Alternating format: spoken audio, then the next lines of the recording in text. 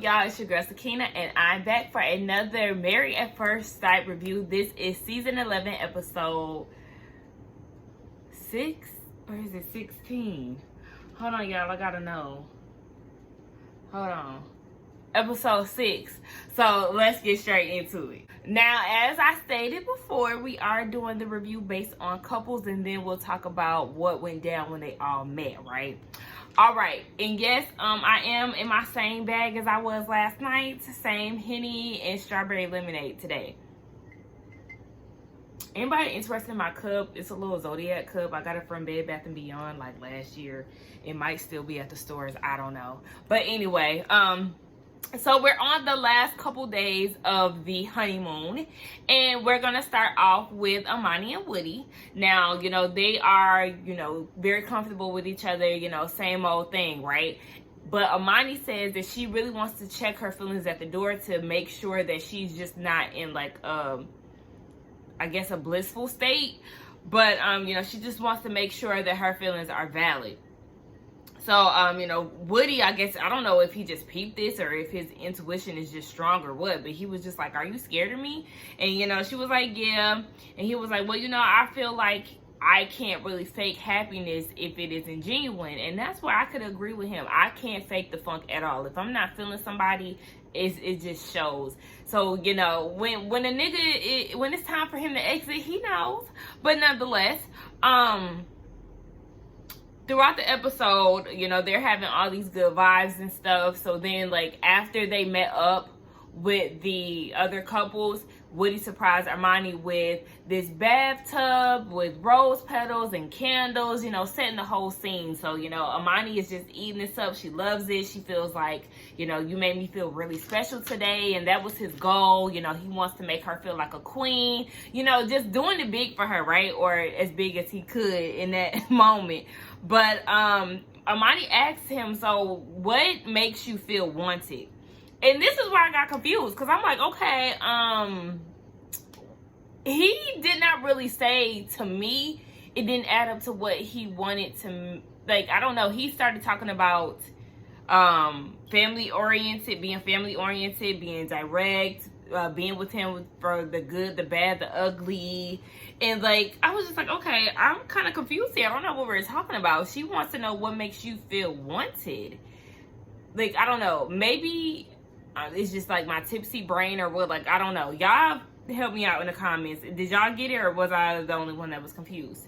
But, you know, he said that Amani makes him a better man. And this where I was like, all right, Woody, you is laying it on thick, okay?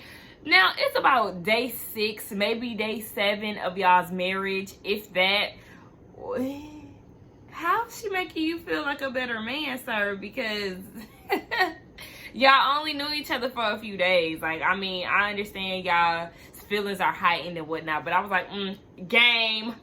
So, you know, they started kissing and all of that. They took their, like, 3rd shower together as far as we seen on TV. Honey, you know what that meant and what that led to. She said, turn off them lights. If we gonna do it, we gonna do it, okay? And guess what? They smashed, okay? And the next morning, you know, she was like, okay, we did it. I'm assuming that it was good because they were still in the same, you know, space. So all that bigging up they did turned to have a positive outcome. So, you know, Amani says that she wants things to really continue to be the same way when they get home. You know, basically consistency is key, and that's the model that I rock with when it comes to any nigga approaching me. But yeah, so we'll just see. She feels like that was the best night that they ever had, and we'll see what goes on with them. So anyway, let's get into Brett and Olivia. Now, they had like a long ass segment for me. I feel like they were definitely one of the stars, if not the star of this episode. So they wake up in bed, and Olivia, you know, she has feelings for Brett. She's feeling her husband. They started to talk about their hygiene yet again, and Brett started to have this issue about her not flossing every day. Listen, again, this is where I feel Olivia. I do not floss every day, okay? I don't floss a lot of the times, just to be honest. Unless I'm eating something that has some food in my teeth, then I will floss. And I know I do need to get better at that, especially because I actually went to college to be a dental hygienist. Little fun fact about me. But yes, I did not finish, so don't come for me. But nonetheless, they actually meet up with Woody and Armani. Armani is having, I keep saying Armani, it's Amani. She's having a real good connection with Olivia. So, Woody is on board as far as them hanging out. They started to talk about the whole bachelor party and how Brett, did a whole Irish dip out or whatever they called it. And he went into this whole lie talking about he didn't eat any food. So it was either throw up in front of everybody or dip out. No, sir, I feel like you was in your feelings because nobody wanted to be around you because you was being irritating. And you was also trying to flirt with women in the party. But it was just like, And I could tell that Amani is definitely onto him. She sees right through the shit that he is giving, okay? So, they were saying that everything has been smooth sailing as far as Olivia and Brett. And then, after they had that talk with Woody and Amani, with themselves, they went out to eat or whatever, and they were saying, everything is pretty much good, but then they have the career talk. All right. We find out that Olivia is the breadwinner, and, Brett is like, I'm fine with that. I'm good. The fact that you make a lot of money and whatnot. I was talking about how Olivia likes nice things. She likes a vacation. She likes expensive wines. She basically likes to spend her money in well places. But Brett, on the other hand, he's just like, yo, pass me a can of beer and we just gonna thug it out. That's basically his type of lifestyle. And, she was just like, I have a husband to see the world. Oh, okay, I see. I got a husband to see the world. I really don't want to be just like that type of person to stay home and just, really be homebodies. And Brett just has a totally different mindset. I feel like, look, he is just cheap. That's just is what it is. So then later on in a different segment, they start to talk about intimacy. Brett says, he likes to pretty much smash on the third date. Now, keep in mind, last week he did say that he had a real interesting time with the date that he was having before he got matched up with Olivia. And they went on 2 dates. So I guess he was going to be preparing to smash her on date 3. But whatever, they talk about that, and Olivia says, she really wants to get a connection first. And Brett was like, oh, well, so do you have a relationship, or do you smash the men that you are dealing with on the 7th date? That's a long time from now. And she was just like, when we're ready, we're ready. But I'm not really in a rush. I'm more so based on a connection, especially in their situation, because they are ultimately strangers. So they do have a lot of stuff to kind of work out before they get to that. But later on in the episode, they start to talk about life after marriage. And, Brett was saying that he never gets upset. That's not really something he does. And Olivia said that she lets things pretty much build up, and then after a while she explodes, basically on some like ticking time bomb type of shit. And he was like, okay, well, who do you talk to when you're upset? So she reaches out to family and friends. And then she said, she actually spends a lot of time with her family and friends, and she pretty much sees her friends every day. He kind of looked at that as a problem, but she's coming from a single standpoint. It's just her. So her hanging out with her best friends and stuff, that's something that's very normal to her. And, he was just like, well, you got to have time for us. And she's like, look, all of that is going to happen. However, you have to keep in mind that we are individuals. So she basically just wants them to maintain having a life apart from each other, which I could totally agree with. I love the fact that she said that, because y'all are 2 separate people. Yes, y'all are now one, and y'all are, joining y'all lives in together. However, the alone time that y'all have is very important. So I was just here for everything that she was saying when it comes down to that. You don't want to change your life drastically, but you definitely want to still have a partnership with somebody. So then we'll kind of talk about them later. Yeah, we could bring that up later. Yeah, we can skip over to Amelia and Brett. So they're both in a good place, same as Woody and Amani. They feel like everything is going pretty good, but they are anticipating life and how it would be once they get home. So Amelia asks Bennett what was his favorite part of living with his girlfriend. And basically his whole thing was the little things. She would leave the light on for him when he was coming home late from work. She would fold his clothes, or he would fold her clothes. And she was like, oh, okay, well, you fold clothes. If you're going to fold my clothes, then honey, I will leave all the lights on in the house for you. Because remember, she does want somebody similar to her dad, a stay-at-home dad. So, you know, they started talking about that. And I really feel like Amelia has good questions. Now, I know that the production team does kind of, you know, set them up for certain questions and make them ask certain questions to each other. But for some reason, I feel like some of their questions are just very natural. Like, they just have very natural, deep conversations amongst each other. So Bennett starts to have this conversation with her about how he can really become very infatuated with somebody and, you know, really want to be around them a lot. And Amelia was like, it's funny because I made a song just about the same situation. I could play it for you. So she plays it for him, and I thought that the song was just so nice. I'm just like, oh my gosh, like I really love them together. Like, it just doesn't make any sense how perfect they are for each other.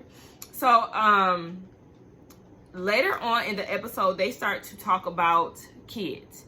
You know, they both really want to raise free-spirited kids just like they are, but the thing that kind of concerned me was the fact that Amelia said back in her day when she was growing up, her dad pretty much let them hang around anybody that they wanted. You know, they didn't have to ask permission to do anything. And I just feel like in this day and age, times are a lot different from what it used to be. Amelia is actually about the same age as me, if I'm not mistaken. No, she's a year older than me, I think. Yeah, 92. I'm 27, 93. So basically, anyway, like I said, it's the same age. We grew up in a totally different place compared to what it is today. It's like, I don't know if it's the food that we eat or what, but honey, these people are so crazy. They really, especially when it comes to children, people really prey on children, and that's been for a long time, honestly. But it's just like, you can't just be trusting everybody with your children. But they agreed to that, you know, having free-spirited kids and not really doing too much. Bennett's whole thing is, though, he wants to limit the screen time. Again, like I said, he's not really into the whole social media thing. He has a flip phone, and I agree to that. There's nothing worse than having a kid that is just buried in a phone. I feel like what is this, Generation X or whatever the hell, they have it really bad. Like, me as a millennial, I feel like we are the last of a dying breed. Growing up, we did not rely on social media technology that much. We actually were able to grow up with the evolution of technology, but dealing with people in this day and age, they are born into this shit. So it's just like their attention spans are terrible as fuck. Enough of my rant. Okay, anyway, you know, Amelia says in her confessionals that she feels like Bennett is very agreeable to a lot of things that comes to raising children. And then they do a flashback about what his sister said about how he feels like having kids is not really ethical, you know, because there are a lot of kids that need to be adopted and things of that sort. And that is another thing that makes me just absolutely love Bennett. He cares about the world, y'all. You know, he even talked about in the first episode, or their wedding episode, about how, you know, he used to be vegetarian, but then he started to incorporate things like mussels because they really don't have like a nervous system, so they don't feel any pain when you eat them. And it's just like, you care about things. Like, that is definitely my type of person. I really feel like I want to be his best friend. But anyway, yes. So then, like, later on in the episode, they built a fort with each other. And I was just like, oh my gosh, I just want to be friends with both of y'all at this point. They build a fort and they start talking about what life is going to be like when they get home. And Bennett is going on and on and on. And Amelia fell asleep on his ass. And then she ends up waking up and falls asleep on him again. That shit was so funny. Because it's like, girl, what? But yeah, anyway, let's go on to another couple. So we get over to Henry and Christina, right? So they're out eating, and Henry is starting to pick up on some of Christina's ways. You know, she is rude to production, as I stated in the last episode. You know, one of the guys in the production team mispronounced her name, and she was up in arms about it. She got upset about the food. For some reason, she thought she ordered pasta. They came out with a portobello mushroom or whatever the hell. But, you know, he's picking up on these things, and he really doesn't like it. So production was like, is there anything that you want more or less of each other? And, you know, Henry was kind of avoiding the situation. He wanted to really focus on what he was eating. And Christina kind of picked up on it. Like, are you just eating your food to kind of avoid asking this question? So then he, you know, eventually starts to ask her about it. And what she wants out of him is for him to take initiative. He has no type of initial aggression. Like, are these words, y'all? Don't judge me. My friend said I'd be making up words, so don't come for me, okay? But he just has no type of about himself. Like, it's just like, damn, nigga, take the lead. Please, take the lead, sir. I'm tired of you not really doing anything. Christina's not used to this type of relationship. But, you know, she is trying to practice patience despite what he feels like she's doing. And I just feel like he really is terrible at communicating. Every word or his favorite phrase is, yeah, sure, yeah, I mean, yeah, sure. You know, like, that's his favorite thing. It's just like, okay, there's more to say than yeah, sure. And it's just like, when people try to kind of get into the conversation, he tries to, like, fit the mode of what they're saying. Like, I don't know. It's just, I kind of hate having conversations or listen to the conversations that they have. So, they feel like they barely know each other, but they feel like once they get out of this honeymoon stage, then they'll get to know each other more. This is the time where y'all take to get to know each other. Y'all are in a honeymoon state. Honeymoon state is, you know, like rose-colored glasses. You see everything just like rosy, and it, you know, it's just like, how can y'all feel like y'all will get to know each other? I mean, I get it because, you know, you'll be in the real world, but I feel like if y'all can't even get to know each other in paradise, that's kind of alarming to me. But, you know, he really wants Christina to work on her patience. She says she is going to work on that. Just bear with her. Then later on in the episode, they do paddle boating. And this is where you kind of see Henry loosen up a bit. You know, he starts to take a little charge. He's talking a little more, you know, making little jokes about how Christina's lost. And, you know, it was real cute. I really enjoyed that scene because he was really kind of getting more into himself and being more active with his wife, and, you know, more conversations. But they have a conversation about wanting to be open and honest with each other, you know, and they want to see how it goes once they go home. Again, you know, pretty much everybody is talking about life and how it would be when they go home, and they just feel like going and moving in with each other is going to give them more opportunity to get to know each other, blah blah blah blah blah. Okay, anyway, let's move on to Karen and Miles. Okay, so Karen is feeling Miles. She's enjoying her time with him. She sees a genuine connection between them, all right, but she says she still has to touch more bases with him to really get to know him. Now, as far as Miles, you know, he's basically ready to share this important information with Karen, right? So he sits her down and he was like, you know, I feel like I'm in a comfortable space with you and I can really open up and, you know, tell you a part of my life that I really wasn't prepared to you know, to talk about, but now I am. Basically, he tells her that he suffers from clinical depression. You know, there are times where he does not want to get out of bed. You know, he wants to be alone. So, you know, he struggled with thinking that something was wrong with him because, you know, he does have more of an emotional side compared to a lot of people. Now, as he's going in on this in her confessions, Karen is saying that these are red flags for her. She goes in and says that this is a red flag for her because Miles talks about being masculine, but she hasn't seen this before. She hasn't seen this out of him, and it really kind of questions where they will be in their marriage and whether or not she'll be able to be there for him and support him. I feel like you have to be a trash person to hear somebody say that they're going through a depression and then you go and emasculate him and make it seem as if he's not a man because he suffers from depression. So if a woman was going through depression, would that make her more of a woman or less of a woman? Like, I'm not understanding that. If the shoe was on their foot, like, would you want him to support you? Yes, you would. Like, I'm not understanding where she comes off with this shit. And it's just like, girl, you obviously love toxic men. Like, that's the type that you have. That's what you're into. You like a man, what you want him to slap you across the room or whatever, yank you up a little bit. Like, I'm not really understanding what it is that she wants out of this man. And it really turned me off from her completely. It was just like, girl, you are trash. Like, I really can't. The audacity of you to even question his manhood and his masculinity based off of him being depressed. And I'm just really feeling like, what is Miles going to feel like when he sees how his wife thinks of him because of his depression, you know, his mental state?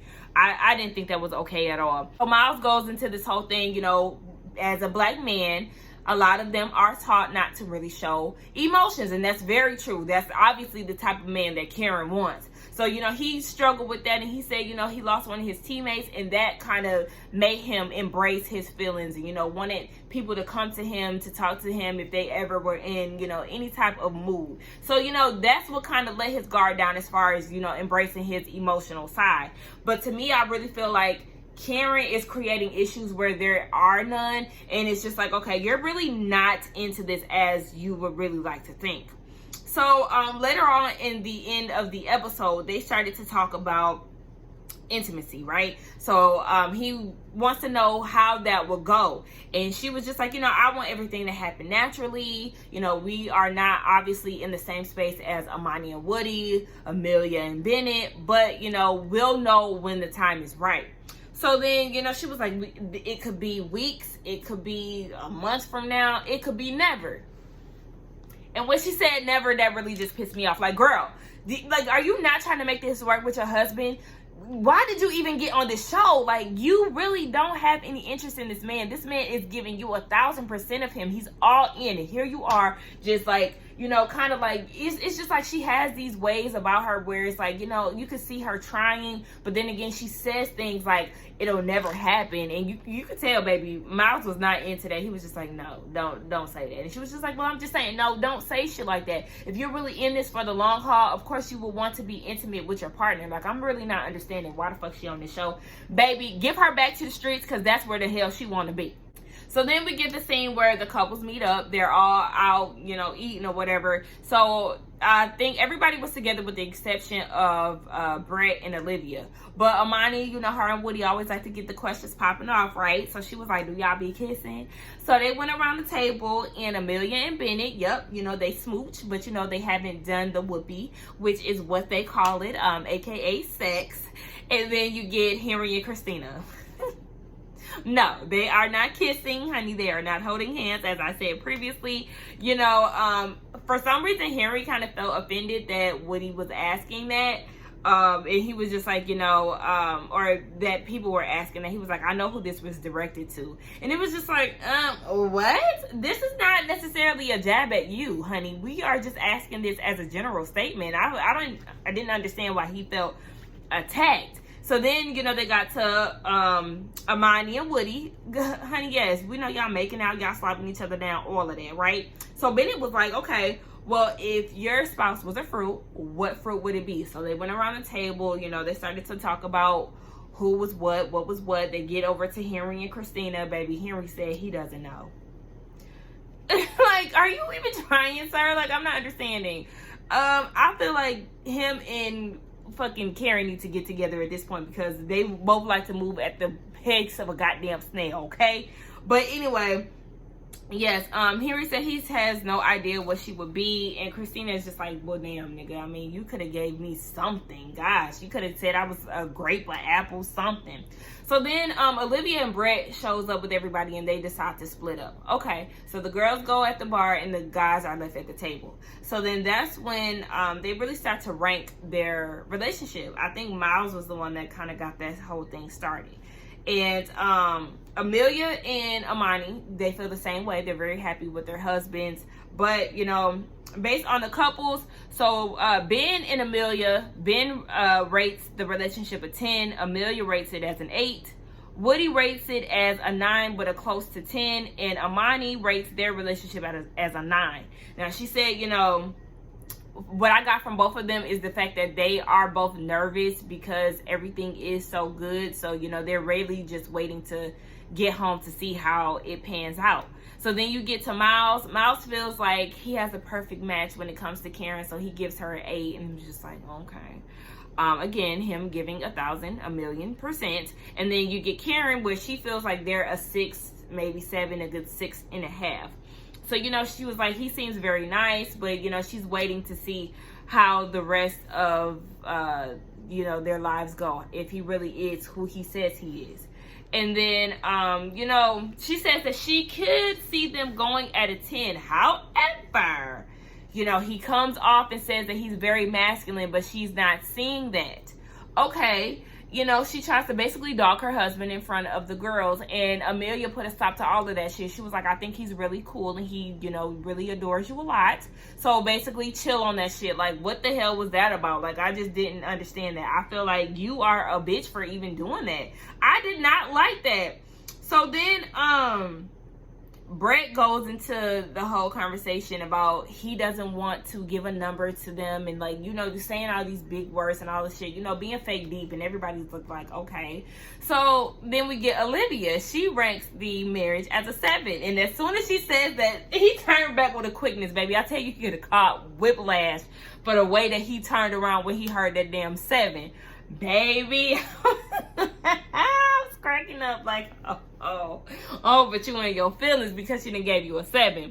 And you know, she really just gave it a 7 because they're not perfect, but they're not in a bad place. You know, Brett is very, very salty, and he was just like, you know, I feel like giving a number is, you know, dehumanizing, and everybody's looking like, Brett, we talking about a marriage, not your wife herself. Like, it was just too much. So then they get to Henry. Henry gives Christina a 7. The marriage a 7 because he feels like he's taking it slow, and you know, he's pretty much moving at his own pace, in which Christina does not really like or is used to. So then Christina says that she gives the marriage a 5 because he's not aggressive, and also she's just waiting for sparks. Like, she doesn't even really know if he likes her or not. So then Woody was like, do you think that, he asked Henry, do you think that Christina is attracted to you? He was just like, you know, I mean, I don't know. He doesn't know. Well, Woody says, you know, I really feel like she is digging you. However, she wants you to take the initiative. She wants you to take the lead and in control. And then he was like, okay, well, if she asked you to have sex with her, would you? And then he was just like, he feels like he takes the process more serious than a lot of people. What's up with this, like, defensiveness? Like, these little subtle jabs that he takes at people. And Woody was like, I mean, I was just asking a general question. It wasn't necessarily directed towards you. The same shit that he pulled earlier in the, you know, group interactions. So it's just like, I mean, Henry, nobody is trying to attack you. I know that's probably you just deflecting because you really don't have like a lot of initiative when it comes down to your wife, but I don't know. And I think today we might do a drinking game for the word initiative. I feel like I'm saying that a lot. Nonetheless, you know, a lot of people was just saying, you know, they really want to have sex when it's time. I feel like they was asking a lot of sex questions. But you know, Henry says that all that matters is how they finish this whole thing off. But it's like, okay, well, are you going to move forward to finish this thing off? What initiative are you going to take? So at this point, everybody leaves, right? With the exception of Olivia, Henry, Brett, and Christina. So they're all talking, and Christina wants to know what they did as far as the ranking. So they talk about that, and Brett was, you know, reiterating again that he refuses to give a number on it. And Christina was like, bruh, it's just the marriage. Like, it's not that you're braiding your wife. Like, you can't put a number on it. And she was really trying to get him to just say a number, and he wouldn't. So, you know, you could tell that both of them were frustrated with each other. So then she was like, you know, same shit as Amani earlier in the episode, was just like, you know, I got my good eye on him. Like, I really don't see it for him. I feel like him not wanting to put a number on the marriage is really just a cop-out. And she really wants the best for Olivia. So then, you know, she was just like, I just see all these red flags when it comes to him. So they end up going to somebody's room. And Olivia and Christina go off to the side. Christina wants to talk to Olivia because she's like, look, I would want somebody to know if they caught on to any red signs with Henry. So I just want to put it out there with Olivia that something ain't right with her husband. So, you know, Olivia feels like the chemistry is there. Again, like I said, they really vibe on life values and politics. They're probably Trump supporters, but nonetheless, you know, Chris was just like, you know, Christina said that she keeps a good eye on him, and you know, she just really sees a lot of warning signs based off of the experiences that she's had with ex-boyfriends. You know, she doesn't want to use the word fuckboy, but at the same time, I'll say it for you, girl. He got fuckboy tendencies. You know, the fact that he doesn't bend a little, and you know, the fact that, you know, he says all the right things. Like I said, he says the right things a lot of times. Remember, I mentioned on the last one that his wedding vows were very much so very nice, and I could just see their reactions or their interactions with each other. He really knows what to say. So I definitely like the fact that Christina is spot on when it comes down to Brett, because he definitely has some ways about him. So, you know, Olivia is like, you know, I understand where she's coming from. I appreciate her opinion. However, sweetie, you only known him for about this amount of time. So basically, you know, she's defending her husband. She's sticking up for him, right?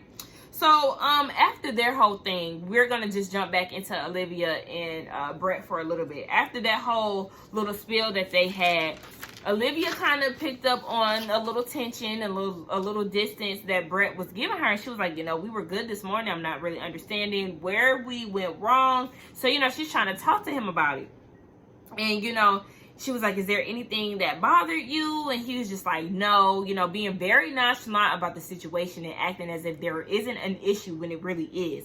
So, you know, she was like, I really need you to communicate with me. You know, I don't really like doing, you know, one-sided conversations. You know, she kind of likes to talk it out and put shit past her. But, you know, he's just really on some like, well, my whole thing is I was a little upset with the whole people asking me the same question over and over again. Like, I'm going to give you the same response. You know, basically, he was annoyed with the couples and all of them being together.